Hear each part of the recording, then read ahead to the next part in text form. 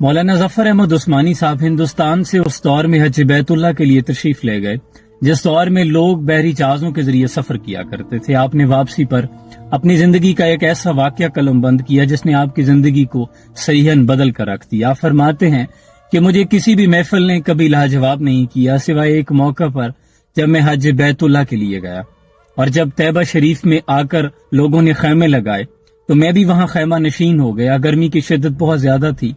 تمام حجاج اکرام وہاں تربوز کا زیادہ استعمال کرتے تھے اور تربوز کھانے کے بعد اس کے چھلکے ایک طرف پھینک دیا کرتے تھے۔ فرماتے ہیں ایک روز میں نے اپنے خیمے سے دیکھا کہ ایک چھوٹا سا بچہ جس کی عمر 8 سے 9 سال ہوگی وہاں آتا ہے اور اس تربوز کے چھلکوں پہ سے جو بچی ہوئی سرخ گری ہوتی ہے اس کو اتار کے کھانے لگتا ہے۔ آپ فرماتے ہیں کہ مجھے بڑا ترس آیا۔ کچھ دن تو میں نے اسے دیکھا اور ایک روز میں نے جا کر اس بچے سے ہمت کر کے پوچھ لیا کہ بیٹا تم ایسا کیوں کرتے ہو؟ تو اس بچے کی آنکھیں بھیگ گئی اور کہنے لگا کہ میں ایک یتیم بچہ ہوں، میری ماں نے عقد ثانی یعنی دوسرا نکاح کر لیا ہے اور میں یوں ہی غربت اور مفلسی کی زندگی گزار رہا ہوں، لیکن چونکہ میں مدینے کا بچہ ہوں اس لیے میں میزبان ہوں اور مہمانوں سے مانگتے ہوئے مجھے شرم آتی ہے۔ آپ فرماتے ہیں آنکھوں سے آنسو جاری ہو گئے اور میری حالت غیر ہو گئی، رقت طاری ہو گئی کہ ایک چھوٹا سا بچہ ہے اور اس کی فہم و فراست کی انتہا دیکھیے کہ وہ فرما رہا ہے کہ میں میزبان ہوں اس لیے مجھے مانگتے ہوئے شرم آتی ہے۔ فرماتے ہیں میں نے بڑا اصرار کیا، بڑی شفقت سے کہا کہ بیٹا تم ایسا کرو کہ جتنے دن میں یہاں ہوں ہمارے ساتھ کھانا کھا لیا کرو۔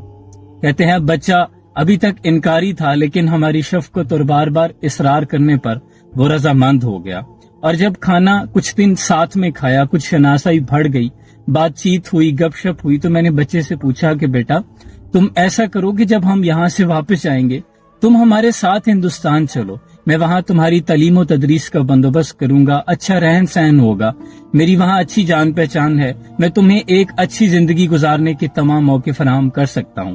تو اس بچے نے کہا کہ میں اپنی والدہ سے بات کروں گا پھر آپ کو بتاؤں گا۔ تو جب ہم واپسی کے لیے نکلنے لگے تو اس کی ماں نے اس کو اجازت دے دی۔ بچہ اب واپسی کے قافلے میں ہمارے ساتھ ساتھ چلنے لگا اور ساتھ ہی اس نے مجھ سے کچھ سوال و جواب کرنا شروع کر دیے۔ بچہ پوچھنے لگا کہ چچا جی مجھے بتائیں وہاں سکول اچھے ملیں گے؟ تو میں نے کہا ہاں بیٹا آپ کو وہاں اچھے سکول میں پڑھاؤں گا۔ پھر اس نے پوچھا کہ مجھے پہننے کو اچھے کپڑے ملیں گے؟